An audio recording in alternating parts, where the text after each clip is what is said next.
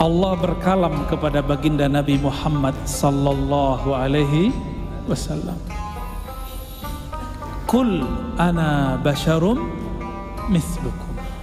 Katakan hai Muhammad, aku, ini Allah yang perintah. Aku adalah bashar, manusia yang sama mithlukum, seperti kamu. Hati-hati, banyak orang titik di situ.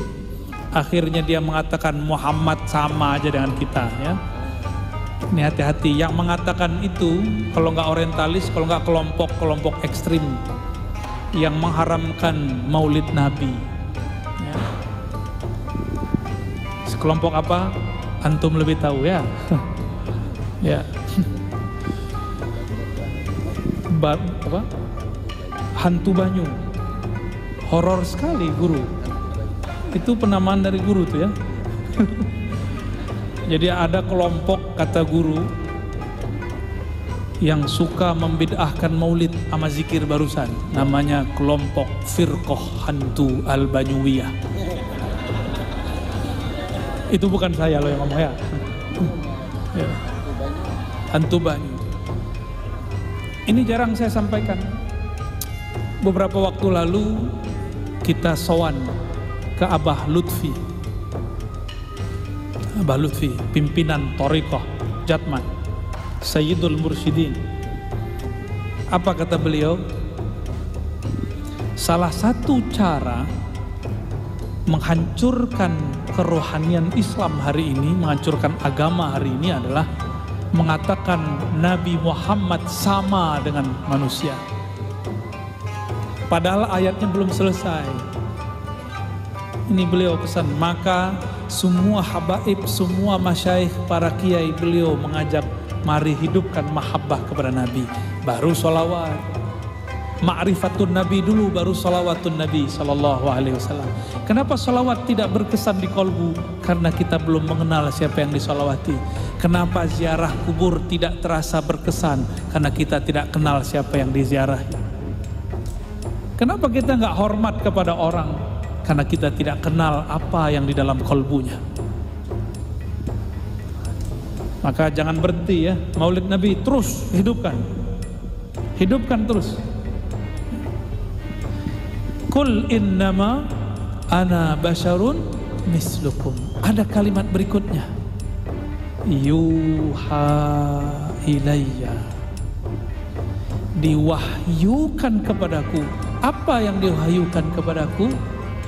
Bahwasannya la ilaha illallah. Itu yang kita zikirkan dari tadi. Apa maksud ayat ini? Ada makna tersirat. Betul, kalian akan menyamakan Muhammad seperti manusia biasa kalau kalian tidak masuk nama Allah di dalam kolbu. Orang akan menganggap Nabi Muhammad sama dengan dirinya jika nama Allah, lafaz la ilaha Allah tidak bertahta di dalam kolbunya.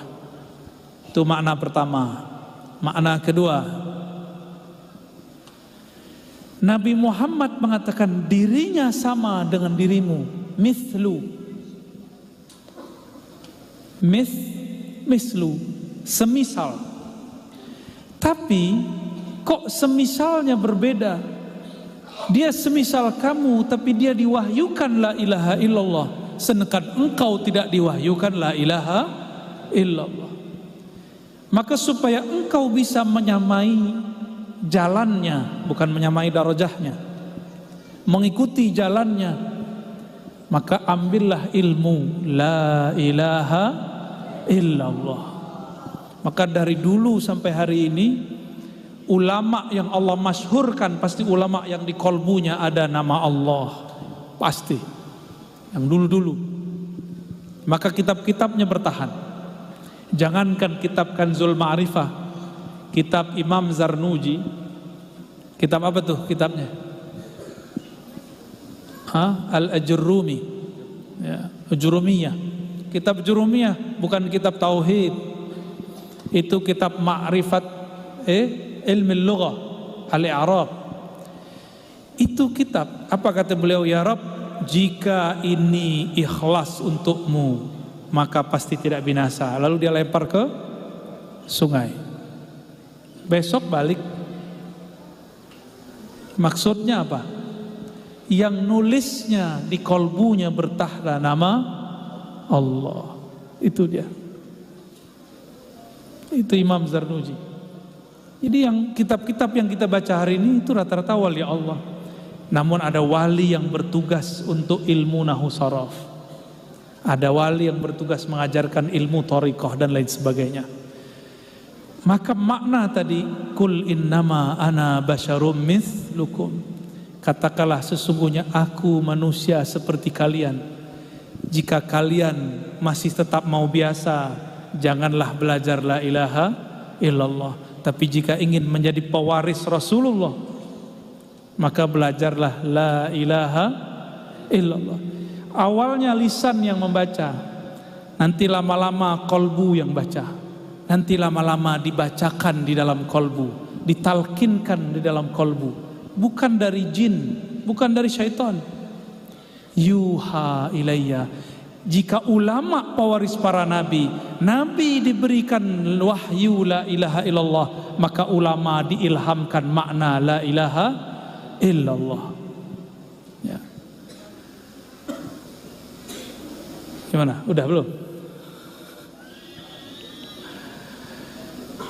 Disitulah Imam Ad-Dusuki mewasiatkan muridnya, jika engkau ingin terbebas dari api neraka, maka bacalah la ilaha illallah sab'ina alfa marrah, 70.000. Disebut dengan zikir ataqah. Apa namanya? Zikir ataqah. Maka saya berharap di antara kita sekali seumur hidup mengkhatamkan baca la ilaha illallah 70.000. Ya, walaupun sekali seumur hidup. Ya, Imam Ibn Arabi sebagai penutup kisah yang akan saya bacakan, ketika ada orang yang mengkafirkan dia. Jadi Imam Ibn Arabi ini sufi.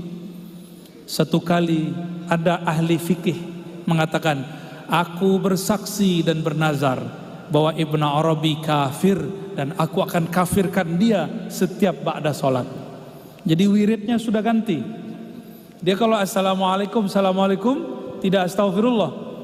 Asyhadu anna Ibn Arabi kafir, kafir, kafir. Berapa kali? 7 kali. Yang dia kafirkan wali Allah. Tadi kalimatnya apa? Siapa yang menghina sultan Allah fil ard, orang yang diberikan sultan, baik umara ataupun ulama yang wali, Allah akan hinakan dia di muka bumi. Kalau di riwayat Bukhari yang sahih, man adali waliyan, siapa yang memerangi, menyakiti waliku, azantuhu bil harb, aku nyatakan perang baginya. Itu penduduk langit perang sama dia. Orang ini belum sampai 7 hari mati sakit jantung, mati mendadak, mata fujatan, mati tiba-tiba. Sedang syahadat apa? Asyhadu anna Ibn Arabi belum sampai fir mati. Ya, malaikat marah, malaikat maut turun langsung. Karena malaikat maut berteman dengan para wali. Karena wali setiap hari mengingat kematian. Itulah pertemanan wali dengan malaikat maut. Mau temenan? Mau berkawan sama malaikat maut? Sukalah ke tempat kuburan, supaya nanti kalau dia jemput, dia sudah kenal, bro. Orang-orang yang jarang ziarah kubur, yang jarang ingat kematian, malaikat maut tidak kenal dia. Jadi ketika mati tidak dijemput. Kamu siapa? Ditarik, langsung ditarik. Kuku ditarik, sakit pak. Ini kaki saya lagi agak kurang sehat. Itu cuma sedikit, di bawah kulit, di bawah jalan sakit. Kita keluarkan kulitnya sakit. Bayangkan jika yang keluar ruh. Ini orang lupa sama itu, yang mengkafir-kafirkan Ibn Arabi, bahwa Ibn Arabi setiap hari berteman dengan malaikat maut karena dia ingat mati setiap hari. Dan Ibn Arabi hampir setiap hari ziarah kubur. Nih, siapa yang kolbunya keras, ziarah kubur. Kubur siapa yang paling yang mengena di kolbu? Kubur yang kita kenal. Sebelum ziarah kepada ulama, ziarahlah kepada orang yang dekat, orang tua. Rasakan di situ pasti nangis atau minimal sedih. Baru ziarah ke Datuk Kelampayan. Ini ziarah ke Datuk dulu, baru ke orang tua, itu terbalik, ya.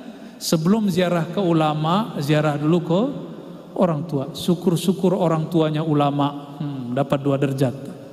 Ya.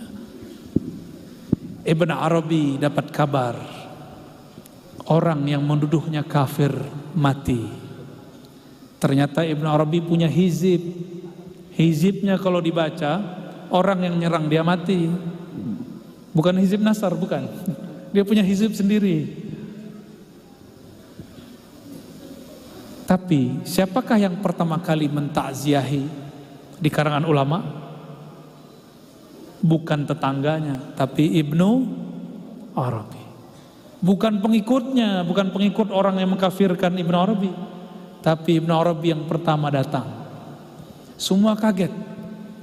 Orang yang dikafirkan almarhum apa almalun, belum jelas statusnya.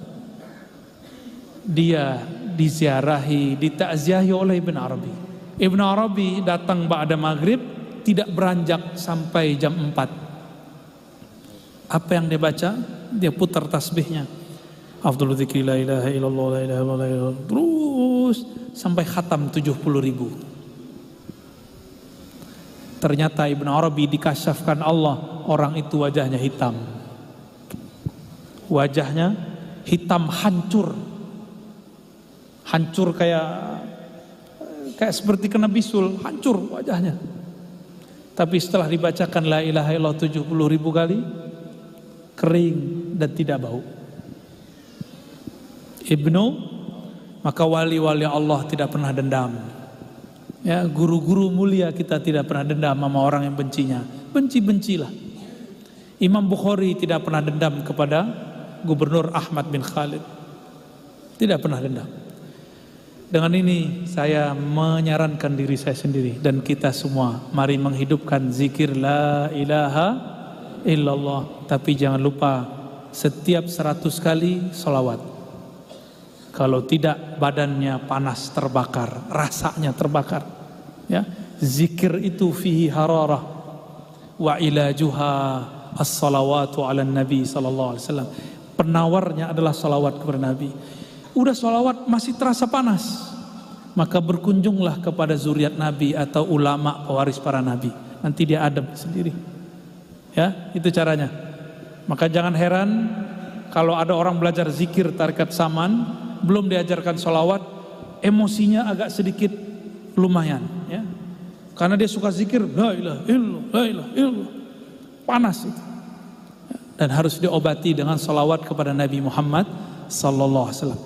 Barangkali itu yang dapat saya sampaikan, ya. Semoga ini dapat mempererat hubungan sesama kita. Dan yang kedua, semoga kita menjadi orang yang dibebaskan dari api neraka. Berkah la ilaha illallah wa